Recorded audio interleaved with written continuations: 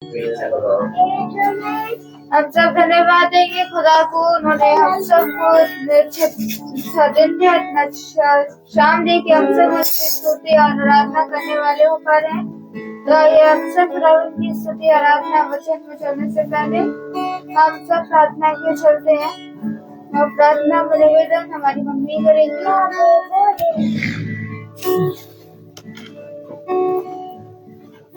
आइए प्रार्थना करें। धन्यवाद धन्यवाद धन्यवाद धन्यवाद देते खुदावन सुंदर समय के लिए जो एक बार आपने फिर दिया खुदा। जाना जाए कोई गुना हुआ उसे माफ करना खुदावन। खुदावन आपसे प्रार्थना करते हैं इस घर के ऊपर अपना आशीर्वाद रखिए, सबको अपने वचन की समझ और बुद्धि दीजिए मेरे खुदावन। खुदावन जब आपके दास बोले तो आप उनमें होके बोलिए, हम तो सुने सुनते ग्रहण करें खुदा। जितने भी लोग आ रहे हैं खुदावन सब अच्छे अच्छे आए खुदावन। खुदावन जितने फेसबुक के जरिए यूट्यूब के माध्यम से देखते हैं खुदा, सबको अपने वचन की समझ और बुद्धि दीजिए, सबके दुख तकलीफों के ऊपर अपना आशीर्वाद हाथ रखिए खुदावन। हमें अपने हाथों में लीजिए खुदावन, यीशु मसीह के नाम में के मांगते हैं, आमीन।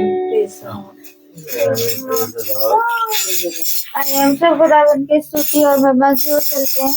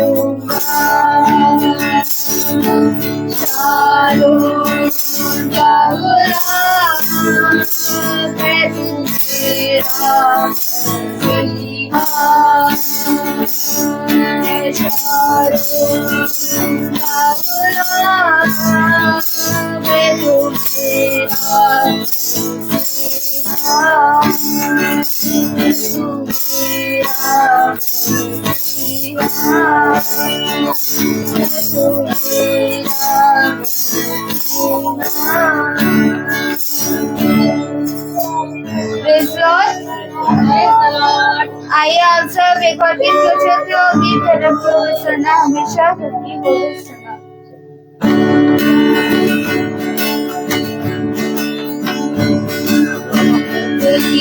हो रे सना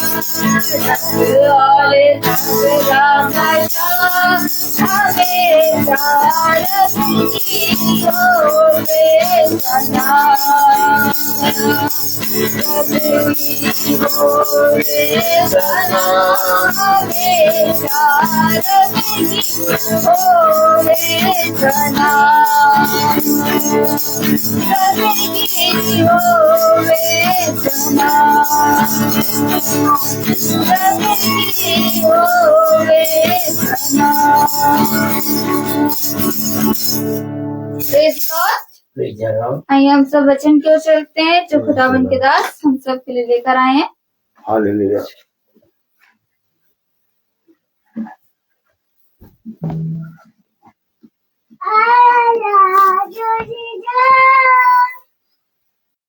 प्रेज़ द लॉर्ड। फिर पिता ने हम सब भाई बहनों को अपने वह पवित्र वचन को सुनने और उस पर बने रहने के लिए एकत्रित किया, इकट्ठा किया है। हम सब वचन के अपने वचन में बहुत आयत से बुलाया, एकत्रित किया है। Praise the Lord. सबको अपने वचन में एकत्रित करता है और हमें प्रतिदिन का मन्ना देता है, प्रतिदिन हमें समझाता है, सिखाता है कि हम किस रीति से पिता के पवित्र वचन को जानें और उसमें चलने के लिए हालेलुया चौकसी करें। हम देखते हैं कि बहुत सी बातों के विषय में पिता हमें समझाता है, सिखाता है, क्योंकि पिता ने हमें सबसे पहले इन्हीं बातों की सीख दी है कि हम पिता के पवित्र वचन में बढ़ें, जानें और जैसा उसने कहा वैसा करने में हम चौकसी करने पाए। आज बहन सुच्ची का जन्मदिन है। खुदा उस बहन को बहुत आयत से बढ़ाए और उसे अपनी सामर्थ से भरे। सच में खुदा अपने लोगों को बहुत बढ़ाता है, समझ देता है, बुद्धि देता है कि वे अपने जीवन के उत्तम उत्तम समय को कहाँ ले जाके मनाएं। और सबसे अच्छी बात ये कि हम लोग सब एकत्रित हैं, इकट्ठे हैं, हम लोग सब एक हैं। झुंड ये छोटा सा है, लेकिन इस छोटे से झुंड में पिता ने बहुत प्रेम दिया है। हर एक भाई बहन एक दूसरे की सुधि लेता है, हर एक जना एक दूसरे के लिए प्रार्थना करता है, हर एक जना एक दूसरे से अपने आप को शून्य समझता है।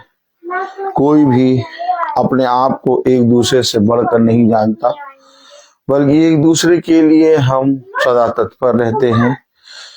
और हमें पिता जैसे जैसे समझाता है, सिखाता है, हम वैसे ही आपस में एक दूसरे के साथ व्यवहार करते हैं।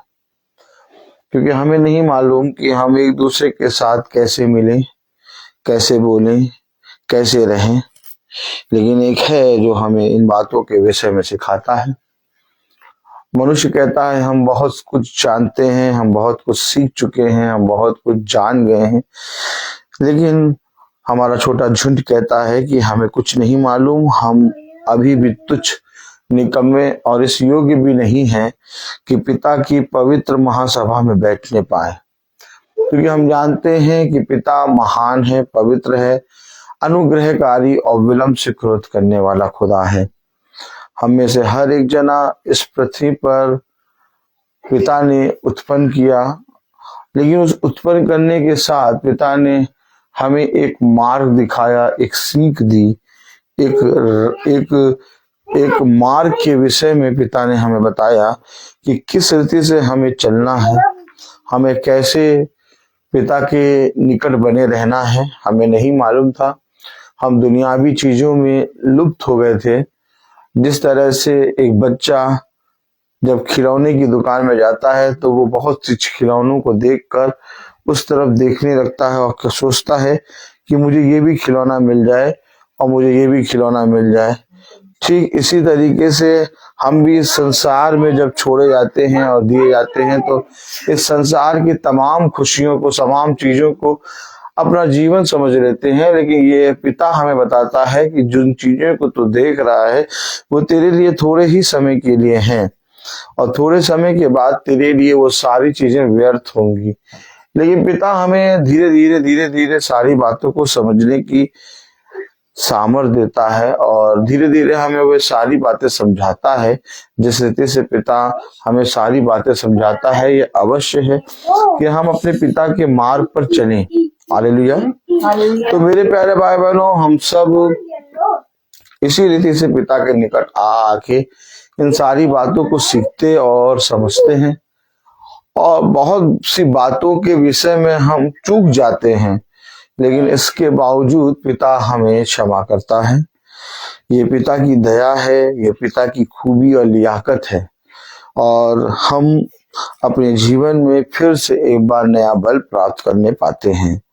हम देखते हैं कि बहुत कुछ प्रचार में हम सुनते हैं, वचन में हम बहुत कुछ पढ़ते हैं, वचन में बहुत कुछ पिता हमें समझाता है, लेकिन बात ये है कि जो कुछ हम पढ़ते हैं, जो कुछ सुनते हैं, जो कुछ हम अपने जीवन में होते हुए देखते हैं, उनमें से कितनी बातों में हम अपने खुदा के वचन के प्रति ईमानदार बनते हैं। हमें अपने खुदा के वचन के प्रति ईमानदार बनना है और जैसे पिता ने कहा वैसा करने में हमें चौकसी करना है। और जब हम वैसा करने में चौकसी करते हैं तो हमारा जीवन बहुत आयत से 100 गुना सामर्थ और आशीष का कारण बनता है। देखिए पिता का वचन हमें क्या बताता है। आइए हम सब पिता के पवित्र वचन को आदर और महिमा देने के लिए अपने स्थानों पर खड़े होंगे और हम निकालेंगे यशायाह, हालेलुया, प्रेज द लॉर्ड, यशायाह उसका 66वां अध्याय, 66 अध्याय।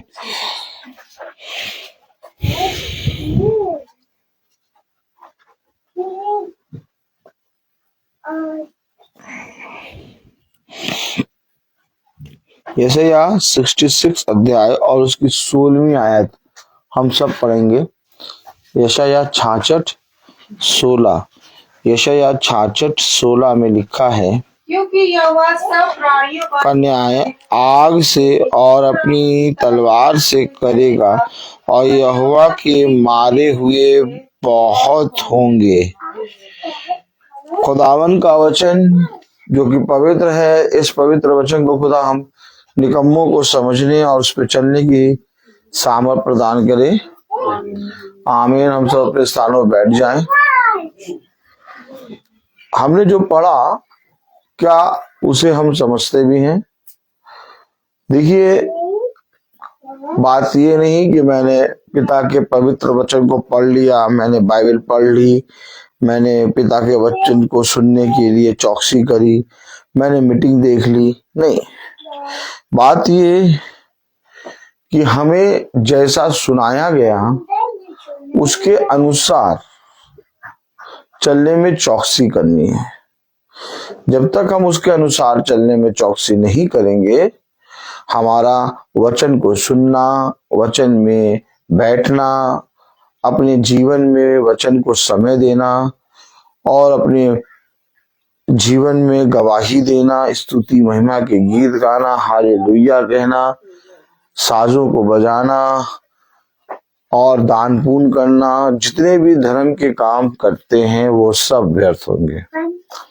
सब कुछ डिपेंड होता है चलने के अनुसार, क्योंकि कलाम बताता है, वचन बताता है यशायाह 66 और उसकी 16वीं आयत में, क्योंकि यहोवा सब प्राणियों का न्याय आग से और अपनी तलवार से करेगा। अब समझ लीजिए, आग और तलवार दो चीजें हैं। आग और तलवार से सब प्राणियों का न्याय करेगा। अब हम अपने आप को इस यहोवा की तलवार से, उस यहोवा की आग से कैसे बचाएंगे? क्योंकि सब प्राणियों का न्याय उस आग और तलवार से होगा। देखिए, हमेशा याद रखिए, लोग कहते हैं खुदावन यीशु मसीह आएगा आएगा और हमको ले जाएगा, हमको ले जाएगा। इससे पहले कि खुदावन यीशु मसीह आए और हमें और आपको ले जाए, यीशु मसीह का आने का तरीका है। हालेलुया। यीशु मसीह कलाम में कह रहा है, वचन में कह रहा है, यशायाह 66 और उसकी 15वीं आयत में, क्योंकि देखो यहोवा आग के साथ आएगा। कैसे आएगा? आग के साथ। पहले समझे वचन को। खुदा आएगा। क्यों पृथ्वी के सारे कुल के लोग छाती पीटेंगे? क्यों? क्योंकि वो आग के साथ आएगा। हालेलुया। वो एक अग्निमय रथ में आएगा। हालेलुया। वो न्याय के रूप में आएगा, वो न्यायकर्ता के रूप में आएगा। वो दयावान यीशु मसीह के रूप में नहीं आएगा, वो आ चुका, लेकिन अब जब आएगा तो वो न्यायकर्ता के रूप में आएगा। और जब वो न्यायकर्ता के रूप में आएगा तो वो किसी पर दया नहीं करेगा। इससे पहले कि वो न्याय के रूप में आए, इससे पहले कि वो उस आग में आए, इससे पहले कि वो उस तलवार को चलाए जिससे वो सब प्राणियों का न्याय करेगा, हम अपने आप को दीन करें, हम अपने आप को हम्बल करें, हम अपने आप को शून्य करें, हम अपने आप को पूरी रीति से दीन बनाएं। क्यों पिता कहता है, अपने अंधकार के कामों को, अपने अधर्म के कामों को छोड़ दो और मेरे वचन के निकट आ जाओ। क्यों वचन प्रभु कहता है? क्यों प्रभु कहता है कि अभी समय है? क्यों प्रभु कहता है धन्य मानो कि तुम जीवितों की दुनिया में जीवित हो? और क्या ही धन्य है वो मनुष्य जो जीवितों की दुनिया में जीवित रहते हुए अपने आप को शून्य कर दे, अपने आप को पूरी रीति से दीन बना ले, ताकि वो उस आग से, उस भयानक दिन से, उस अंधकार, उस न्याय से बच जाए। देखा? लेकिन मनुष्य अपने आप को प्रतिदिन उस न्याय, उस आग और उस तलवार के पास लेता जा रहा है।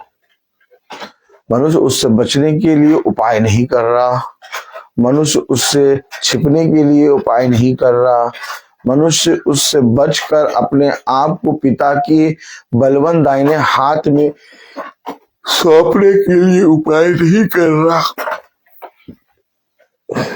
कितने लोग हैं जो आज इन बातों को समझ ही नहीं पा रहे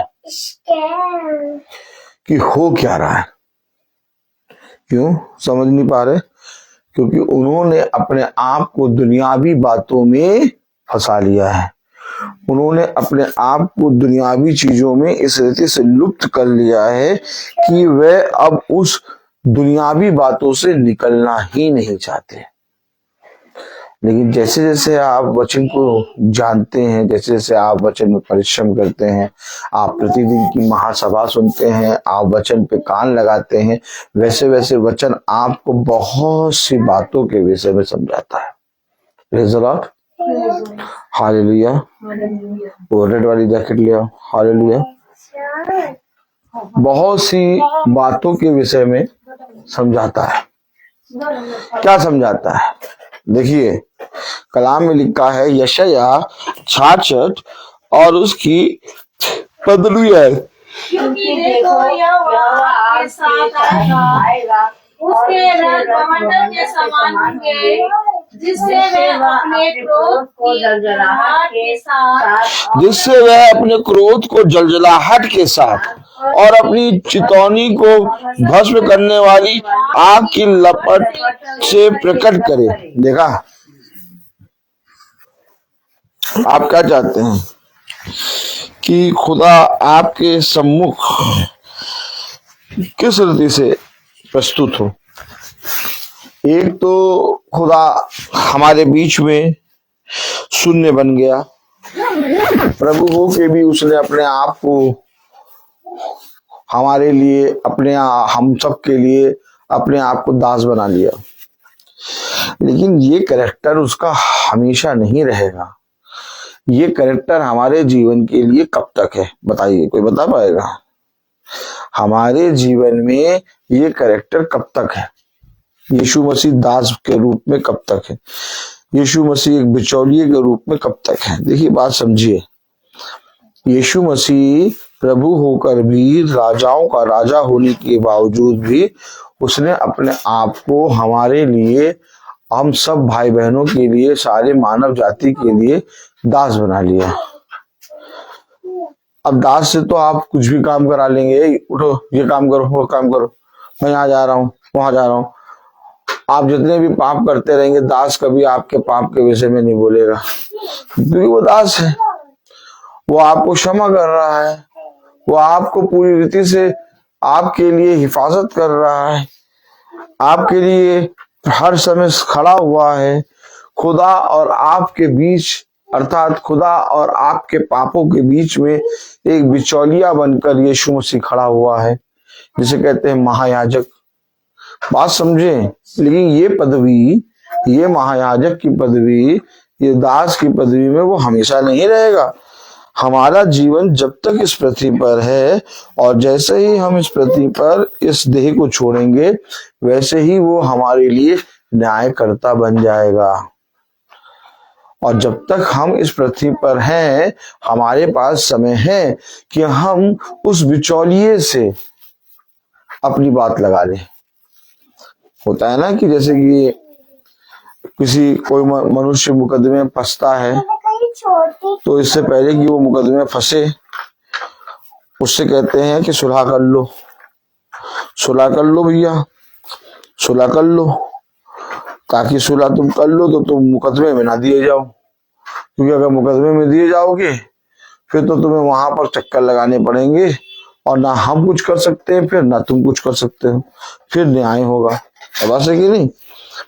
और इससे पहले कि हम मुकदमे में पड़े, जब तक आते हैं सुलह करने का समय है, आपस में बिचौलिया जो होता है वो सुलह करा देता है। तो ठीक इसी तरीके से हम न्याय में ना दिए जाएं, हमारे और आपके लिए एक बिचौलिया महायाजक के रूप में स्वयं खुदावन यीशु मसीह है। और वो तब तक है जब तक हम इस पृथ्वी पर जीवित हैं। जैसे ही मेरे या आप या तो हमारे जीवन में से किसी का भी प्राण गया, उसका समय समाप्त हो गया। अब उसने अगर समय रहते हुए अपनी बात खुदा के बिचौलिए को दे दी हो और अपना सब कुछ बिचौलिए के हाथ में रख दिया हो, तो यीशु मसीह उसके प्राणों को स्वर्ग के राज्य में प्रवेश कराएगा। आमीन, ताली बजाएं। लेकिन जब वो पृथ्वी पर है और उसने यीशु मसीह के वचन आज्ञाओं को ना माना और उस बिचौलिए की बातों को कान लगाकर नहीं सुना और इस पृथ्वी पर रहते हुए वो तमाम किस्म के अधर्म के काम करता रहा, और जैसे ही वो गिरा, वो बिचौलिया, वो जो उसके लिए सुलह करने वाला था, वही न्यायकर्ता के रूप में प्रस्तुत होगा। वचन सीधा सीधा है। उसे कहा हर चीज का समय है। उसे कहा पत्थर को फेंकने का भी समय है और पत्थर को उठाने का भी समय है, गले लगाने का भी समय है और एक दूसरे से दूर होने का भी समय है। धन्य वो मनुष्य जो उस समय को पहचान जाए, अपने जीवन के समय में, अपने जीवन के समय को पहचान कर वो अपने बचाने वाले के हाथ में अपने प्राणों को रख दे। और ये काम हर एक मनुष्य को इस पृथ्वी पर जीते जी करना है। और ये काम तभी होगा जब हम उस पवित्र आत्मा को जो सहायक के रूप में मेरे और आपके लिए छोड़ा गया है, उसे अपने जीवन में ग्रहण करें। उसके लिए कोई परिश्रम नहीं करना, कोई पवित्र आत्मा को जानना नहीं चाहता, कोई पवित्र आत्मा की सुनना नहीं चाहता। सब अपने लिए ब्लेसिंग चाहते हैं, सब अपने लिए आशीष चाहते हैं, सब अपने लिए शांति चाहते हैं, सब अपने लिए भलाई चाहते हैं, सब अपने लिए फल चाहते हैं, सब अपने लिए वरदान चाहते हैं। लेकिन जहां से वरदान और फल और शांति और अनंत जीवन मिलता है, उस आत्मा को, अर्थात उस व्यक्ति को जिसे पवित्र आत्मा कहते हैं, ग्रहण नहीं करना चाहते। चाहते सब कुछ है, लेकिन उस आत्मा को वो ग्रहण नहीं करना चाहते जिसके अंदर ये सारे फल हैं। Praise the Lord, hallelujah. अब समझिए, जब तक हम उस आत्मा को जिसमें ये सारे फल हैं ग्रहण नहीं करेंगे, तब तक हम उस शांति को, उस दया को, उस अनुग्रह को, उस अनंत जीवन को, उस करुणा को, उस दीनता को, उस प्रेम को केवल ऊपर ही ऊपर, क्या ऊपर ही ऊपर टटोल पाएंगे, उसको चख नहीं पाएंगे, उसको अपने जीवन में ग्रहण नहीं कर पाएंगे, उसका स्वाद नहीं जान पाएंगे, उसके उस पवित्र भोजन को खा नहीं पाएंगे। जैसे मार्केट में बहुत से फल लगे रहते हैं और हम देखते हैं वो दूर ही दूर से, लेकिन जब तक हम उस फल को ना खाएं तब तक हमें उसका स्वाद मालूम नहीं चलता। ठीक इसी तरीके से पवित्र आत्मा बहुत से फलों से लदा है, लेकिन मनुष्य दूर से उसके फलों को देखकर अपने जीवन में एक शांति पा जाता है, परंतु उसे ये नहीं मालूम कि उसे उस फल को, उस आत्मा को ग्रहण करना है। क्योंकि वो जो आग है, वो जो तलवार है, वो किसी मनुष्य को नहीं पहचानती। अब बहुत ध्यान समझे, वो जो तलवार चलेगी, वो जो आग होगी, वो जो आग होगी, वो जो तलवार होगी, वो किसी मनुष्य को नहीं पहचानती, वो केवल आत्मा को जानती है। जिसके अंदर पवित्र आत्मा का अंश होगा, वो आग उसमें मिल जाएगी, क्योंकि पवित्र ग्रंथ अर्थात वचन दो धारी तलवार है।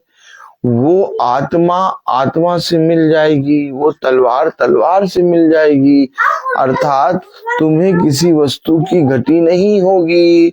लेकिन अगर तुम्हारे अंदर वो आत्मा का अंश नहीं होगा तो वही तलवार, वही आग यहोवा की आग के समान आएगी और तुम्हारा न्याय करेगी।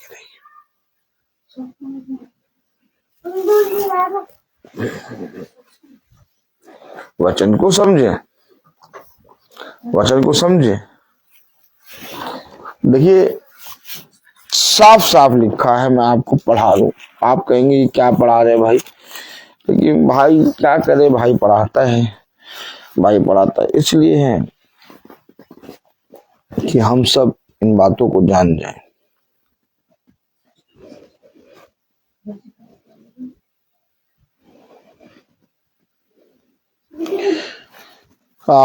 यशाया 66:24 पर है, वो आग, वो तलवार से जब आदमी मरेगा तो क्या होगा, तब वे निकल कर उन लोगों के शवों पर जिन्होंने मुझसे बलवा किया दृष्टि डालेंगे, क्योंकि उनमें पड़े कीड़े कभी ना मरेंगे, उनकी आग कभी ना बुझेगी और सारे मनुष्य को उनसे अत्यंत घृणा होगी। ये देखिए, उन सबों में पड़े हुए कीड़े कभी ना मरेंगे, वो आग कभी ना बुझेगी। क्या लिखा है, क्योंकि आता वह निकल कर उन लोगों के शवों पर जिन्होंने उस मुझसे बलवा किया दृष्टि डालेंगे, क्योंकि उनमें पड़े हुए कीड़े कभी कभी ना मरेंगे। किन्होंने बलवा किया, किन्होंने वचन को नहीं सुना, किन्होंने वचन पे कान नहीं लगाया, किन्होंने वचन को तुच्छ जाना और कहा अरे वो ऐसे ही बोलते रहता है।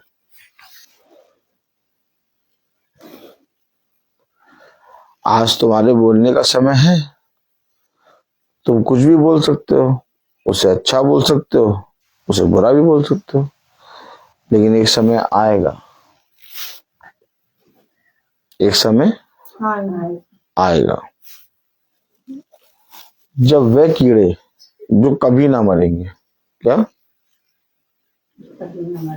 प्रभु उनके शवों पे डालेगा, वो आग जो कभी ना बुझेगी उनके शवों में जलती रहेगी। और ये बात इसलिए होगी क्योंकि उन्होंने उस पवित्र वचन को, उस मनुष्य को नहीं, उस पवित्र वचन को जो उस मनुष्य के अंदर से आया था, उसको तुच्छ जाना, उसका इनकार किया। कलाम में लिखा है 66 अध्याय और उसकी 24वीं आयत में, जब मैं निकल कर उन लोगों के शवों पर जिन्होंने मुझसे बलवा किया, जब वो निकल कर उनके शवों को देखेंगे, दृष्टि डालेंगे, क्योंकि उनमें पड़े हुए कीड़े क्योंकि उनमें पड़े हुए कीड़े कभी ना मरेंगे। कभी ना मरे। कैसी मृत्यु होगी, उनकी आग कभी न बुझेगी। कैसी मृत्यु होगी,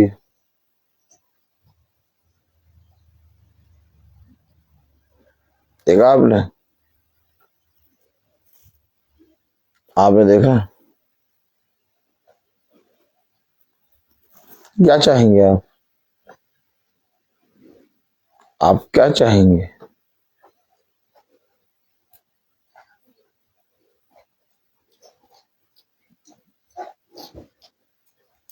आप क्या चाहेंगे? आप अपने जीवन में क्या चाहेंगे? आप अपने जीवन में क्या चाहेंगे? समय रहते हुए आप अपने जीवन को सुलह में दे दें और उस बिचौलिए से जो महायाजक की पदवी पे है उससे सुलह कर लें। कि आप ये चाहेंगे कि समय रहते हुए हम अपने जीवन को इस दुनियावी बातों में दे दें और अपने जीवन में इन दुनियावी बातों को देकर अपने जीवन को पूरी रीति से पिता के वचन से दूर कर लें। देखिए, वचन को समझना होगा, क्योंकि जब तक वचन को आप समझेंगे नहीं, आप और हम एक बहुत बड़े खतरे में होंगे।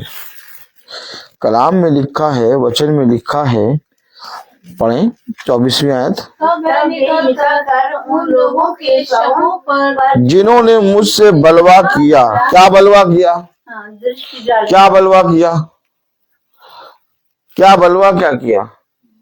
पढ़ें पढ़ें शवों पर पढ़ें। क्या बलवा किया? तब वे निकलकर उन लोगों क्या बलवा किया?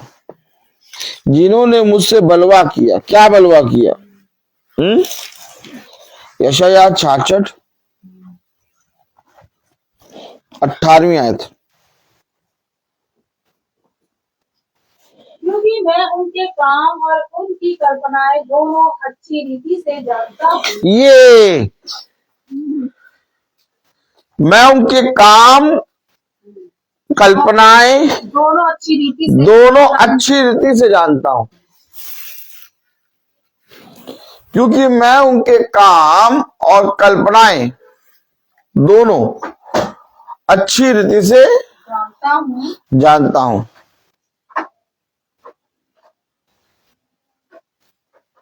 बात समझें? ऐसे ही वो मनुष्य के प्राण को ऐसे नहीं दे देगा। वो जानता है, क्योंकि वो न्याय करता है। और वो न्यायकर्ता के रूप में कैसे आएगा, मैंने अभी आपको पढ़ाया। पढ़िए जरा, कैसे आएगा वो न्यायकर्ता के रूप में? पढ़िए 18 नहीं, जो न्यायकर्ता के रूप में। 24 भी नहीं। यहोवा आग की लोग अपने को, क्योंकि यहोवा सब प्राणियों का न्याय आग से और अपनी उससे तलवार, ऊपर 15वीं आयत पढ़े। क्योंकि देखो यहोवा आग के साथ आएगा। किसके साथ आएगा? आग के साथ आएगा। आग के साथ आएगा। देखा, यहोवा कैसे आएगा? आग के साथ। आग के साथ आएगा। और उसके रथ बवंडर के समान होंगे। उसके रथ कैसे होंगे? बवंडर के समान होंगे। बवंडर के समान। जिससे वह अपने क्रोध को जलजलाहट के साथ और अपनी चितौनी को भस्म करने वाली आग की लपट से प्रकट करे। अपनी चितौनी को भस्म करने वाली आग की लपेट से प्रकट करे। ऐसे वो आएगा। कौन बचेगा? तब लिखा है 16वीं आयत में, क्योंकि यहोवा सब प्राणियों का न्याय आग से, क्योंकि यहोवा सब प्राणियों का न्याय आग से और अपनी तलवार से करेगा। और अपनी तलवार से करेगा। और यहोवा के मरे हुए बहुत से होंगे। यहोवा के मारे हुए बहुत होंगे। यहोवा के। देखा, अब इससे कैसे बचेंगे? अपने आप को कैसे बचाएंगे? कह रहा बहुत लोग होंगे यहोवा के मरे हुए, उस आग से, उस तलवार से। उनके सब ऐसे पड़े होंगे और उनके सबों में ऐसे कीड़े होंगे जो कभी ना मरेंगे, और वो एक ऐसी आग में पड़े होंगे जो कभी नहीं बुझती। अब बताइए, ये पूरी दृश्य पिता ने बाइबल में क्यों लिखे और ये बातें बाइबल में पिता ने क्यों लिखी? ताकि मनुष्य अपने जीवन में अपने मार्ग को, अपने अधर्म के कामों को छोड़ दे। वह काम जो वो निरंतर कर करके मुझे रीस दिला रहा है, अपने उन घृणित कामों को छोड़ दे और मैं उसको एक अनंत जीवन का फल दूं। लेकिन जब मनुष्य इस पृथ्वी पर आके बच्चों के समान, छोटे बच्चों के समान खिलौने की दुकान में जाके जिदियाने लगता है और खिलौनों में अपना मन लगा लेता है, वैसे ही जब मनुष्य इस पृथ्वी पर आके इस पृथ्वी के भोग विलास में मन लगा लेता है तो उसका मन बाइबल को पढ़ने, वचन को जानने, वचन में बैठने, महासभा में कुछ सुनने, भवन में आने, मीटिंग को कराने, मीटिंग को सुनने में नहीं लगता। और तब क्या होता है? तब उसके अधर्म के काम बढ़ते जाते हैं और वो ये सोचता है कि इन कामों को जो मैं कर रहा हूं ये कुछ गलत नहीं है।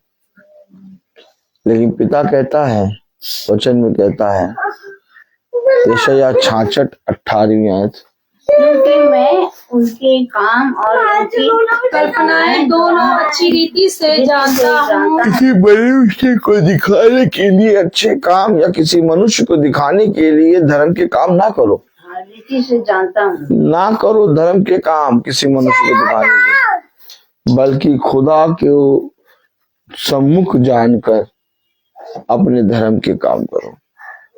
क्योंकि जो यहोवा है वो तुम्हारे काम और तुम्हारी कल्पनाओं को, जो तुम बिछौने पे जाके सोचते हो, जो मनों में सोचते हो, उनको भी अच्छी तरीके से जानता है। आप कहेंगे ब्रदर रोहित ऐसी बातें करते हैं, जब ब्रदर रोहित आया करे तो इन सारी चीजों को हटा दिया करो। तुमसे कितनी बार कहा है, तुमसे कितनी बार कहा है कि इन चीजों को हटा दो। ब्रदर रोहित जब आया करे तो ब्रदर रोहित के सामने से हटा दोगे, लेकिन प्रभु तो उन कामों को देख रहा है। प्रभु ने तो तुम्हें उन कामों को इसलिए बताया है ताकि तुम उन कामों को अपने जीवन से दूर करो और प्रभु की ओर से आशीष पाओ। तुम अपनी आशीषों को रोकते हो, तुम अपनी ब्लेसिंग को रोकते हो, तुम ब्रदर रोहित को दिखाने के लिए उन कामों को हटा देते हो और ब्रदर रोहित जब चले जाते तो फिर उन्हीं कामों में अपने कामों को करने लगते हो। लेकिन ब्रदर रोहित तुम्हारा न्याय नहीं करेंगे या ब्रदर रोहित तुम्हें कोई फल नहीं देंगे, ब्रदर रोहित तुम्हें ब्लेसिंग नहीं देंगे, ब्रदर रोहित से तुमको कोई भी आशीष नहीं मिलेगी। ब्रदर रोहित खुद आशीष और ब्लेसिंग अपने जीवन में चाहते हैं और उन्हें खुद खुदा वो ब्लेसिंग देता है। जब ब्रदर रोहित को खुद खुदा वो ब्लेसिंग और आशीष देता है तो ब्रदर रोहित किसी दूसरे को कैसे दे पाएंगे? ब्रदर रोहित एक मिट्टी के कण है, लेकिन आपकी कल्पना, योजना, आपका स्वभाव, आपका काम जांचने वाला ब्रदर रोहित नहीं है। 18वीं आयत में लिखा है, यशायाह 66 अध्याय और उसकी 18वीं आयत में लिखा है, मैं उनके काम और उनकी कल्पनाएं दोनों अच्छी रीति से जानता हूँ। मैं उनके काम और उनकी कल्पनाएं दोनों अच्छी रीति से जानता हूँ। अब आप सोचिए, ब्रदर रोहित के अंदर से तो पिता उन बातों को बताता है और उन बातों को बता करता है तो जो जना सुनकर अपने अधर्म के कामों से फिर जाता है वो आशीष पाता है। ब्रदर रोहित तो आगे मीटिंग करके प्रचार करके चले जाते हैं, चाय पीते हैं जो आप रखते हैं, प्रभु आपको आशीष दे, वो खाते पीते चले जाते हैं। आप किसी मनुष्य को दिखाने के लिए धर्म के काम ना करें, नहीं तो आप कुछ भी फल ना पाएंगे। कितनी बार वचन में लिखा और पिता के अभिषिक्तों ने कितनी बार इस चीज को बताया है। किसी मनुष्य को दिखाने के लिए आप पिता की आज्ञाओं को मानना या वचन को सुनना या तो वचन को पढ़ना ना करें। आप अपने जीवन में सच को ग्रहण करें। आप अपने जीवन में उस आत्मा के अनुसार चलें, क्योंकि आपको जांचने वाला कोई याजक, कोई पास्टर, कोई धर्म गुरु नहीं है। आपको जांचने वाला स्वयं आपका जिंदा खुदा, जैसा वचन में लिखा 18वीं आयत में। क्या लिखा? क्योंकि मैं क्योंकि उनके मैं उनके काम और उनकी दोनों अच्छी रीति से जानता हूँ। क्योंकि मैं उनके काम और उनकी कल्पनाएं दोनों अच्छी रीति से जानता हूँ। और वह समय आता है, और वह समय आता है जब मैं सारी जातियों और भिन्न भिन्न भाषा बोलने वालों को इकट्ठा भिन्न भिन्न भाषा बोलने वालों को और सारी जातियों को इकट्ठा करूंगा। करूंगा, और ये आकर मेरी महिमा देखेंगे। वे आकर मेरी महिमा देखेंगे। और जो घृणित काम करते हैं, जो अपने जीवन में उन कामों को जिनको मैंने मना करा है वो बार बार करते हैं, मैं उनके सबों को ऐसा, जो मुझसे बलवा करते हैं, जो मुझसे घृणा करते हैं, जो मेरे धर्म के मार्ग को छोड़कर तुच्छ जानकर अधर्म के मार्ग को अपनाते हैं, तब वे निकलकर उन लोगों के शवों पर जिन्होंने मुझसे बलवा किया दृष्टि डालेंगे, क्योंकि उनमें पड़े हुए कीड़े कभी न मरेंगे, उनकी आग कभी न बुझेगी, और सारे मनुष्यों को उनसे अत्यंत घृणा होगी। बताइए,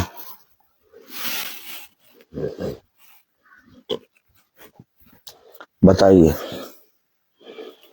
क्या होगा और कैसे होगा? हम सब एक ऐसे खुदा की दृष्टि में बने हैं जो मरा नहीं है, जो जीवित है, और हमने अपने कामों से उसे मारा है। और हम ये सोचते हैं कि वो हम पर दया करेगा, वो हमें आशीष देगा। जब तक हमारी कल्पनाएं, योजनाएं, जब तक हमारे अधर्म के मार्ग से हम फिरेंगे नहीं, हमारा कुछ भला नहीं होगा। हमें अपने जीवन में अपने पिता के प्रति ईमानदार बनना ही होगा। जो पिता ने कहा उसके अनुसार हमें चौकसी करनी ही होगी। आज भला हम कैसे भी दिखाई दे रहे हैं, लेकिन कल हमें अपने पिता के मार्ग पर चलना ही होगा।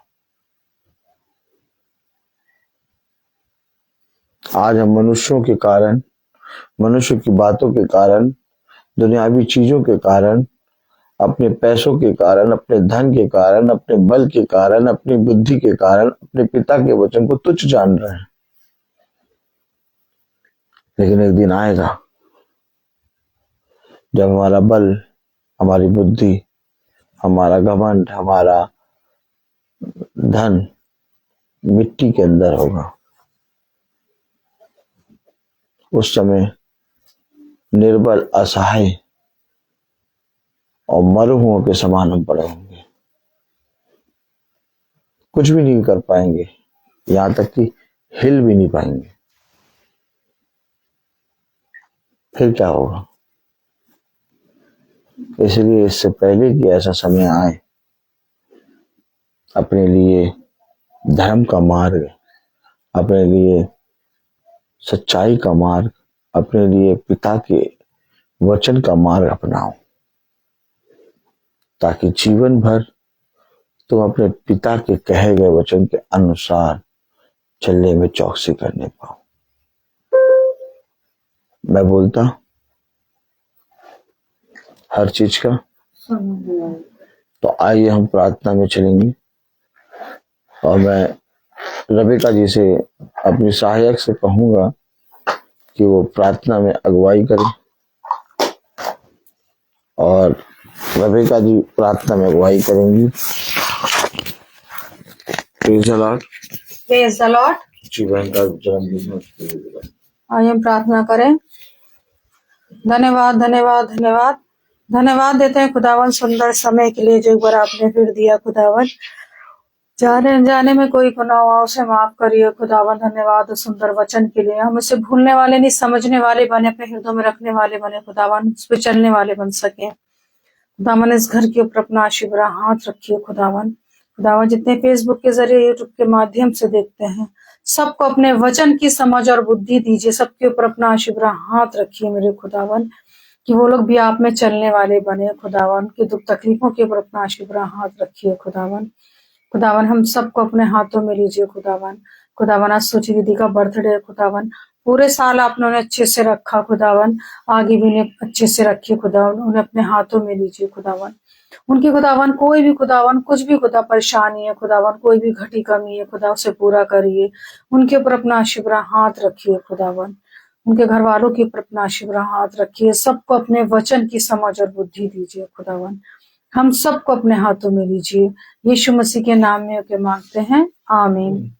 हमारे पिता तू जो स्वर्ग में है, तेरा नाम पवित्र माना जाए, तेरा राज्य आए, तेरी इच्छा जो स्वर्ग में है। हमारा प्रतिदिन का आहार आज हमें दे, और हमारे अपराध हमें क्षमा कर, जैसे हम भी अपने अपराधियों को क्षमा करते हैं। क्षमा डाल, परंतु बुराई से बचा। बादशाहत, कुदरत और जलाल सदा आपकी है, आमीन। अब हमारे खुदावन यीशु मसीह का फजल, खुदा बाप की मोहब्बत, पाकों की रिफाकत और सलामत हमें से हर एक विश्वासी जन के साथ अब से लेकर कल तक होती रहे, आमीन। धन्यवाद धन्यवाद धन्यवाद, सारी आशीषों के सोते धन्यवाद धन्यवाद धन्यवाद धन्यवाद, सारी आशीषों के सोते धन्यवाद, सारी आशीषें आती हो पर से, हालेलुया। धन्यवाद धन्यवाद धन्यवाद, सारी आशीषों के सोते धन्यवाद।